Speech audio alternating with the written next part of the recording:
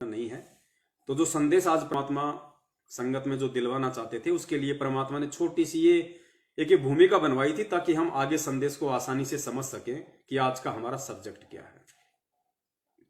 तो परमेश्वर की जो वाणी है कि साईं इतना दीजिए जिसमें कुटुंब समावे, हम भी भूखे ना रहें और अतिथि ना भूख हो जाए।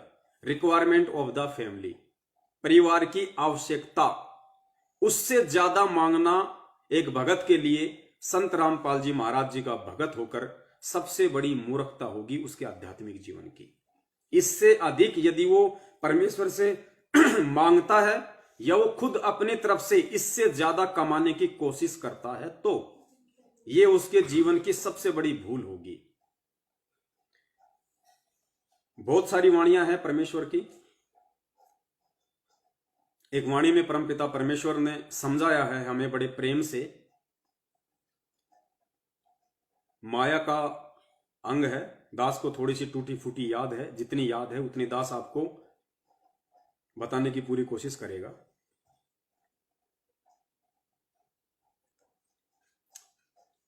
गुरुदेव ने बताया कि परमात्मा ने सत्संग करते हुए अपनी वाणी के माध्यम से कहा कि दानी को नहीं देत हूं ना राखूं वर्ष करोड़, ये माया है सूम की बंदी सूम गलडोर। गुरुदेव ने कहा कि जो मेरा भगत दान करेगा उसको मैं धन नहीं दूंगा। धन नहीं देने का मतलब उसको उतना ही दूंगा रिक्वायरमेंट ऑफ द फैमिली, क्योंकि हम वाणी भूल सकते हैं, परमात्मा अपनी वाणी नहीं भूल सकता। तो परमेश्वर ने कहा कि दानी को नहीं देत हूं, जो दान करेगा उसको मैं धन नहीं दूंगा। अब देखना पुण्यात्माओं, इन परमेश्वर की वाणियों पे गौर करना। आज 90% भगत समाज दान यही सोच के करता है कि मुझे धन और ज्यादा मिलेगा, क्योंकि परमेश्वर ने भी अपनी वाणियों में जिक्र किया है कि भाई धन चाहे तो दान कर और मुक्ति चाहे तो नाम। लेकिन परमेश्वर की किस वाणी का कहां पे क्या अर्थ निकलेगा, इस चीज को समझना ही परमेश्वर के उस परमेश्वर के सत्संगों के संकेतों को समझना है। यही तत्व ज्ञान है जो एक शिष्य अपने सतगुरुदेव जी से सीखता है।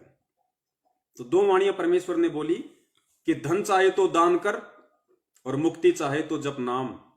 और दूसरी वाणी में परमात्मा कह रहे हैं कि दानी को नहीं देत हूं ना राखूं वर्ष करोड़, जो मेरा भगत दान करेगा उसको मैं धन नहीं दूंगा, ना राखूं वर्ष करोड़, उसको धन देकर, दान करने वाली पुण्य आत्माओं को धन देकर मैं करोड़ों वर्षों तक इस काल की जेल में नहीं रखना चाहता। दानी को नहीं देत हूं ना राखूं वर्ष करोड़, ये माया है सूम की। सूम होता है कंजूस आदमी। ये माया है सूम की बंदी सूम गलडोर, इस माया को तो मैं कंजूस व्यक्ति के ही पैरों की बेड़ियां बना के उसको पहना के रखूंगा। भगत के लायक माया नहीं होती है, भगत के लिए माया नहीं होती है। तो फिर किसी भगत ने सवाल किया कि हे परमपिता परमेश्वर, भगत तो दान ही ये सोच के करता है कि दान करेंगे तो धन मिलेगा, धन मिलेगा तो फिर मकान खरीदेंगे, प्लाट खरीदेंगे, 100 प्रकार के काम जोड़ेंगे। लोग तो दान ही धन की प्राप्ति के लिए करते हैं, और आप कह रहे हो कि दानी को नहीं देत हूं ना राखूं वर्ष करोड़। तो परमेश्वर फिर जो दान करने वाला जो आपका भगत है उसको फिर आप क्या दोगे अगर धन नहीं दोगे तो परमेश्वर ने बड़े प्यार से कहा कि दानी को तो देत हूं ज्ञान ध्यान विश्वास। देखना पुण्यात्माओं, पूज्य गुरुदेव जी ने बताया कि ज्ञानी को तो देत हूं, दानी को तो देत हूं ज्ञान ध्यान विश्वास, भक्ति गरीबी और बंदगी ज्यों निपजे निज दास। जो मेरा भगत दान करेगा, कौन सा भगत? ज्ञान को समझ के जो दान करेगा, ज्ञान को समझ के जो दान करेगा, उस मेरी प्यारी आत्माओं को मैं क्या दूंगा? दानी को तो देत हूं ज्ञान ध्यान विश्वास। ज्ञान क्या? इस परमेश्वर के पूर्ण मोक्ष मार्ग की जानकारी, यथार्थ जानकारी, तत्व भेद। दानी को तो देता हूं ज्ञान, ध्यान। ध्यान क्या? उसको ऐसा ज्ञान दे दूंगा, उसके बाद उसका ध्यान मेरी भक्ति से और मेरे चरणों से, पूज्य गुरुदेव जी कहते हैं कि हटेगा ही नहीं। ज्ञान, ध्यान और विश्वास, उसको इतना विश्वास से भर दूंगा, इतना विश्वास से भर दूंगा, उस जन्म में उस पुण्य आत्माओं को कोई डगमग नहीं कर पाएगा। इतना विश्वासी मैं उस आत्मा को बना दूंगा। दानी को तो देत हूं ज्ञान, ध्यान, विश्वास, और क्या देंगे? भक्ति, गरीबी, बंदगी, ज्यों निपजय निज दास। उस मेरी प्यारी पुण्य आत्माओं को मैं ज्ञान, ध्यान, विश्वास, भक्ति, गरीबी, बंदगी, शील, संतोष, विवेक, दया, अक्षमा, परोपकार, निश्चलता, निष्कपटता, ये सारे गुण जो 16 श्रृंगार हैं एक आत्मा के, ये सारी चीजें मैं उस दान करने वाली आत्मा को दूंगा। ज्यों निपजय निज दास, ताकि जो मेरा दास है वो निपजेगा, उपजेगा, वो बढ़ेगा, वो वृद्धि करेगा भक्ति मार्ग में सतलोक जाने के लिए। तो पुण्यात्माओं, आज वो समय आ गया है, क्योंकि विनाश का समय बहुत निकट है। आप जी देख भी रहे हैं जिस प्रकार से इजराइल और फिलिस्तीन के बीच में जो जंग छिड़ी हुई है। हालांकि भविष्यवाणी के अनुसार भी 2-3 साल उनमें मैत्री हो जाएगी, समझौता हो जाएगा। भविष्यवाणियों के अकॉर्डिंग 3 साल उनमें समझौता हो जाएगा। उसके बाद फिर भविष्यवाणी के अनुसार उसके बाद फिर वर्ल्ड वार होना है। लेकिन वो समय आ गया पुण्यात्माओं, शुरुआत हो चुकी है। आज आप देख रहे हैं कोरोना ने पिछले 1 साल से कितना कहर मचा रखा है। आपके खुद के भगत भाई बहन आए दिन काल की भेंट चढ़ रहे हैं, दर्दनाक अकाल मौत मर रहे हैं। क्योंकि कोरोना से जो व्यक्ति मरता है तो उस व्यक्ति की क्या हालत होती है, हम सभी लोग वीडियो देखते हैं यूट्यूब पे।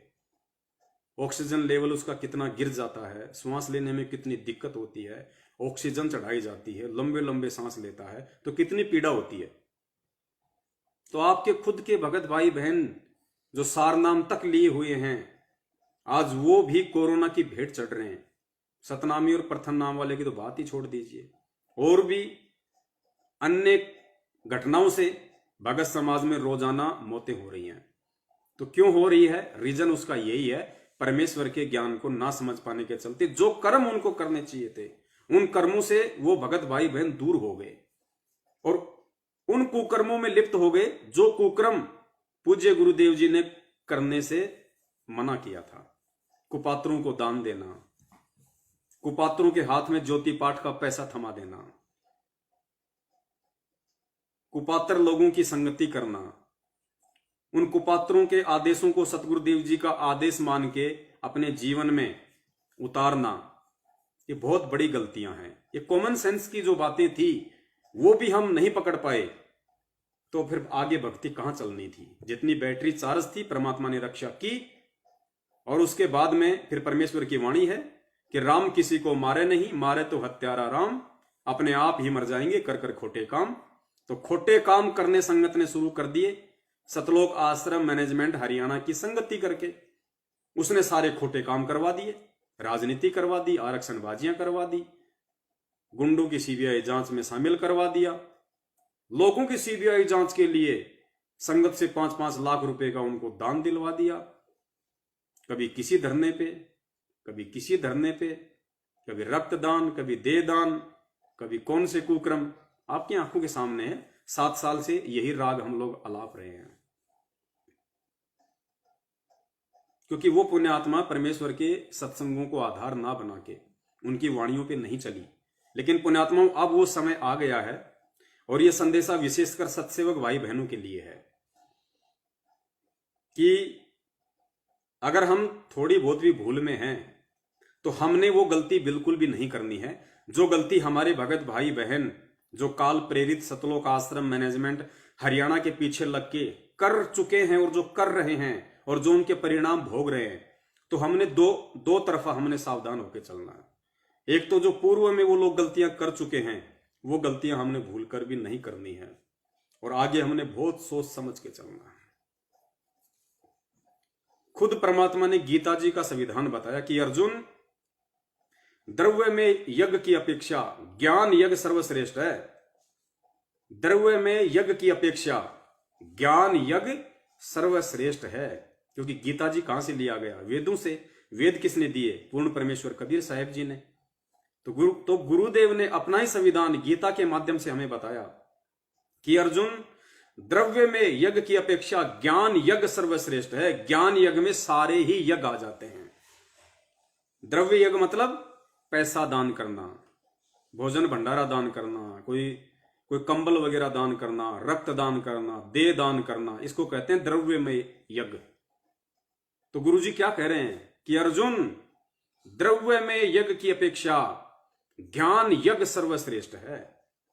लेकिन आज संगत ने बिल्कुल उल्टा कर दिया। 2014 के बाद संगत ने ज्ञान यज्ञ की अपेक्षा द्रव्य में यज्ञ को सर्वश्रेष्ठ मान लिया और करवा करवा के कुपात्रों को ज्योति पाठ ज्योति पाठ ज्योति पाठ, और आज अपने इतने कर्म बिगाड़ लिए कि चाहकर भी परमात्मा उनकी रक्षा नहीं कर सकता, क्योंकि ये परमात्मा का विधान है और अपना विधान परमात्मा तोड़ता नहीं।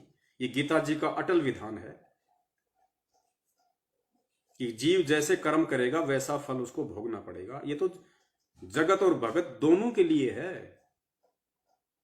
और सतगुरु की शरण में आने के बाद, तत्व ज्ञान से परिचित होने के बाद, पूर्ण संत से कर्म कुकर्मों की संक्षिप्त में जानकारी लेने के बाद, विस्तार से जानकारी लेने के बाद, यदि हम उल्टे कुकर्म करेंगे तो उसका क्या परिणाम होगा सर्वविदित है, आप सबके सामने है। आए दिन हमारे को मजबूरन वो पोस्टर बनाने पड़ते हैं ताकि अन्य जो आत्माएं हैं कम से कम उन गलतियों से सबक लें और भविष्य में परमपिता परमेश्वर सतगुरु रामपाल जी महाराज जी से उन कुपात्रों को दिए गए दान धर्म ज्योति पाठ के जो पैसे थे उनकी उनसे समायाचना करे कि परमेश्वर गलती हो गई, आगे से परमात्मा ऐसी गलती नहीं होगी, हमें क्षमा करो। तो हो सकता है परमेश्वर उस आत्मा को क्षमा कर दें, वरना बड़ा मुश्किल है भाई, बहुत मुश्किल है।